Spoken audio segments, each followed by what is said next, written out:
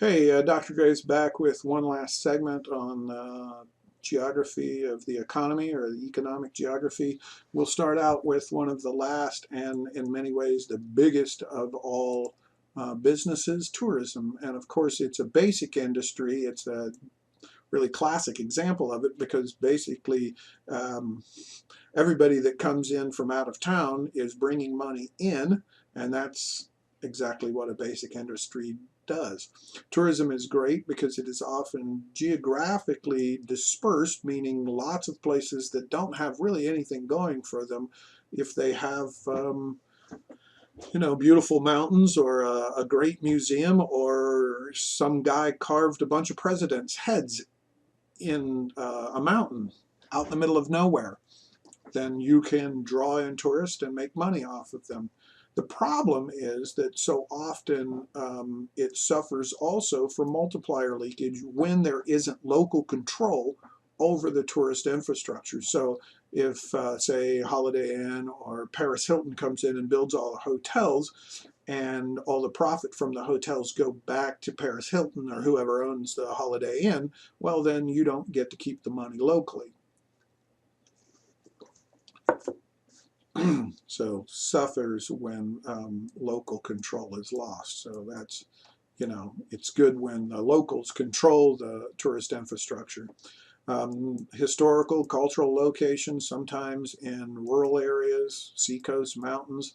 Think of Las Vegas. What on earth would it do without tourism? What about the area around Yosemite? There's really not a lot of manufacturing that can go on. Big Sur up the California coast, all of those things. Um, it can be an environmental boon or boom, meaning if whatever you have, like Big Sur, for example, is what is drawing pristine environmental conditions, is what's drawing the tourists, then that will preserve it. But sometimes you get too many tourists and they can really create environmental havoc.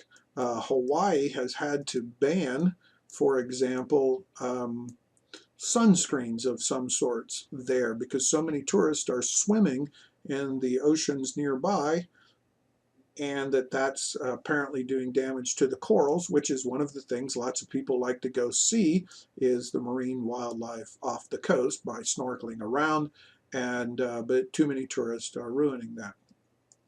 Los Angeles has a huge tourism industry, and it's one of the most visited cities in the world, and that's all good money for the people of LA because it brings in lots of people with their money, and we don't really have to take anything out of the ground. All we have to do is show them a good time, and hopefully have the sun shine on them and they get to see Kim Kardashian or something, and they're happy. Here's that quaternary sector that I talked about early. Whether not all textbooks or all scholars recognize it, but if you hear this, it's the information sector. And the information economy is the fastest growing sector of the economy. It also includes education, government, financial, software, high tech, that kind of stuff. California has more of the quaternary sector than probably any place other than maybe New York with Wall Street. Um, and this does wonders for the California economy.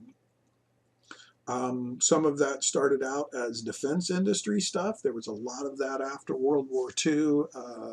Jet aircraft and rocketry required high tech, and so it spurred on other sorts of high tech.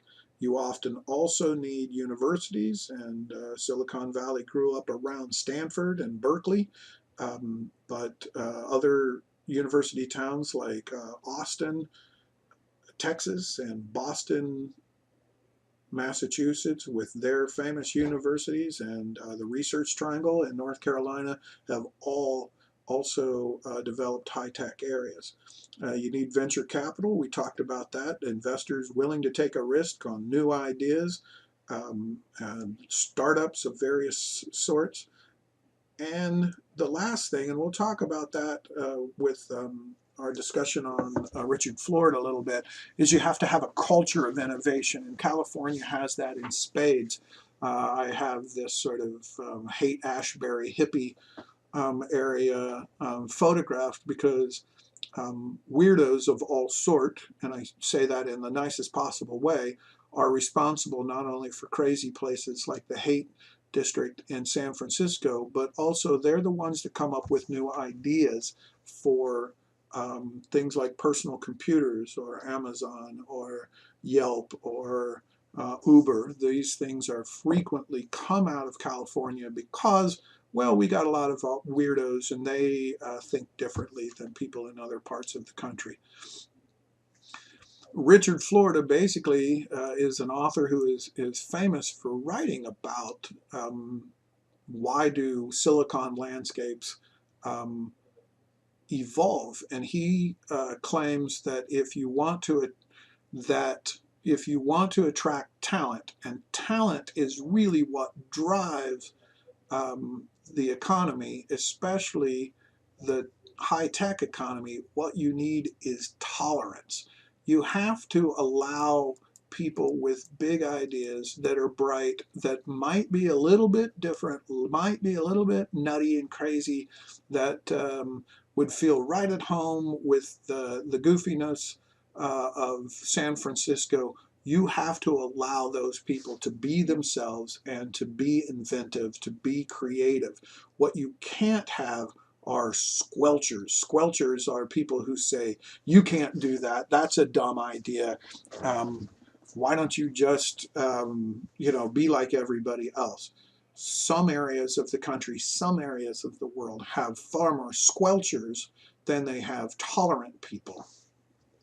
One of the ways this shows up is that squelchers don't tend to like people who are different, and gay people, bisexual, transgenders are different. And so what's very interesting is that in many of these places where high-tech industries evolve, you also have very gay-friendly politics, gay-friendly societies. And this is an invitation to people who are different otherwise. Down in Texas, it's basically Austin is that one sort of liberal place where when they say be yourself, they really mean it. They don't really mean be like we tell you to be. These kind of places also, oddly enough, tend to have a high quality of life, sometimes high taxes, like California and Massachusetts, but the local people vote basically themselves high taxes because they want good parks, good schools, good hospitals, nice roads, a high quality of life. This also attracts high-tech people. You got to have talent in order to survive in the new economy. This is different than neoclassic economics, which basically says what you need is low regulation on the environment, low regulation on labor. You got to have low regulation on everything and low taxes. And that just doesn't prove to be true, according to Richard Florida. And in many ways, California is a perfect example of what's going on there. These two expressions, the big sort and the dumb state death spiral, refer to what's happening in the United States in the last 20 years, where lots of people who are maybe strange, maybe a little bit different, they want to move out of places like Tennessee and Alabama and Missouri or Iowa, where being a weirdo makes you uncomfortable, and people say, cut your hair, or I don't dig that green spiky punk rock deal that you've got going on your head. So these people move. They tend to also be talented with technology, also tolerant. And so there's been this big sorting of people moving to where they feel most comfortable and they're most accepted. So the states where that's the case are getting more liberal, more open-minded, more accepting of difference, and the states where everybody's leaving seem to be getting more conservative, more closed-minded, more unable to allow people to be themselves. It's the squelchers are all that's left behind, and one author called this the dumb state death spiral, and how businesses that need talent, and in order to get talent, they need to be tolerant. But as all of the people with talent, and that might be a bit weird, leave the state, you're left with nothing but a bunch of squelchers who also squelch or put down innovation. So really interesting ideas to work on. These industries that are highly reliant on talent are some of them are these FIRE industries: finance, insurance, real estate, and they include places like Hartford, Connecticut, which attracts a lot of high-end talent to work in the insurance industry. It's interesting that it started as a place to insure boats or shipping, and now it is all around Connecticut, has a lot of insurance industry. But again, it has Hartford is one of those examples of the rich got richer, and if you're not in that, then you are relatively more poor. Another one of these industries is the credit card industry. Dover, Delaware is the capital of that. If you get a credit card application from Dover, Delaware, it's generally a bad one because they don't have much in the way of regulation on that, and so all of the credit card companies locate there. So if you really like all of this stuff and you're a business major, maybe you ought to take a business geography class with me, and I'll teach you economic base analysis. We'll do things like here the location quotient, which determines basically how much competition is in a place. A lot of times if there's way more of a certain thing in one area than another, or what is average, then you know that's basic income, that's bringing in more money. Anything over 1.0, when you calculate that, indicates you got a surplus of that industry. So that's kind of thing we do.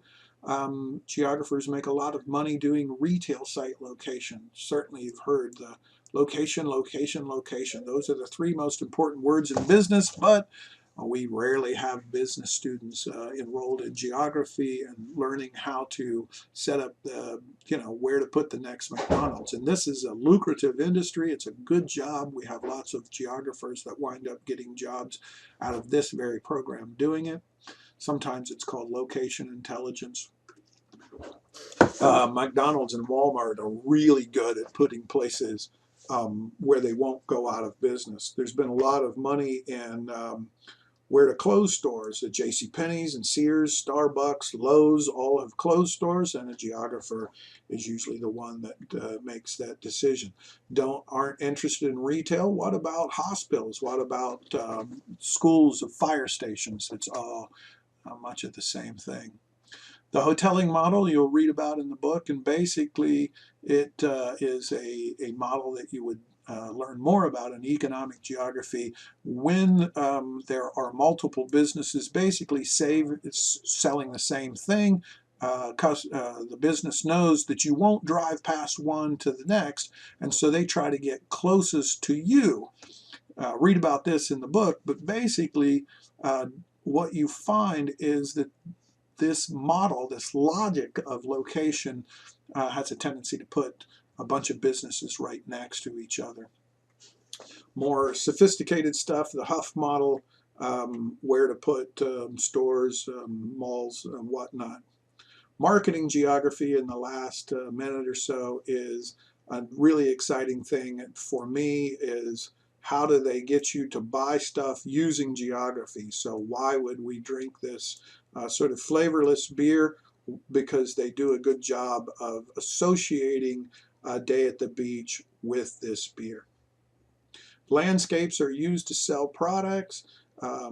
Abercrombie and Fitch makes use of the the Boston sort of yacht club area. You would think that these gentlemen here are Abercrombie and Fitch models, but they're the Kennedys, rich people that own yachts, and that's basically what they're selling you. It's not the clothing, they're selling you a place instead. The last bit here, place product packaging, is how a company can make their stores, their parking lots, and everything look alike so much that you understand what it is just by looking at it. So, for example, here the McDonald's, you don't have to know. There's no sign that says McDonald's that allows you to know that. All they had to do was put this roof on it, this Mansard roof. There's another Mansard roof. Even here, what did McDonald's do? They just put the extra Mansard roof on it, and that signals to people McDonald's. Now, they used to have to work hard to do this. Virtually all the McDonald's look something like this. But in recent years, McDonald's have gotten so good at it, all they need is a golden arch. All they have to do is put this, and you know what's going on, or just that M, or if there wasn't the word McDonald's on here, you would know that you could get a Big Mac here. This is down on the Mexican border. The McDonald's, the word isn't there. It's just an M, and they've done a really good job of that. Now let's talk about hamburger stands for the last minute here. I love hamburger stands. Because of how it is a perfect example of us reading the landscape in order to tell us something about what's going on. The Snow White Grill here is an example of the earliest kind of hamburger stands. We had to, or hamburger joints had to put these things in places like this because in the 1920s and the 30s, particularly when hamburger stands were first invented, people didn't trust that hamburger was actually ground beef. There was a long history of distrust, and anything that was ground up like that, they thought, well, maybe that's, it's a rat burgers or something really gross. And so what they did with many of these is to make these places look very hygienic. So you're looking at hygiene. It looks like a dentist office or a doctor's office, something to that effect. And so it's lots of porcelain, which is this white stuff here, and stainless steel and glass. Everything is white. And that lasted for many years until people got more trusting in the hamburger restaurants. And so then in the 1970s, they went with sort of this look, which was called the environmental look. And eventually, though, a nostalgia drove McDonald's to paint these buildings back in the old colors, so this is supposed to look retro. In-N-Out never really left that, and that's why In-N-Out, they wear all white with the little hats, kind of like nurses and doctors, and they allow you to watch them cook the meat and do the potatoes and all of that. They want you to see them preparing the meal. That is a leftover. This whole landscape is a leftover of a time when we didn't trust hamburger folks. And that ends the last of these lectures on economic geography. I hope it wasn't too much and that you enjoyed it and learned a lot.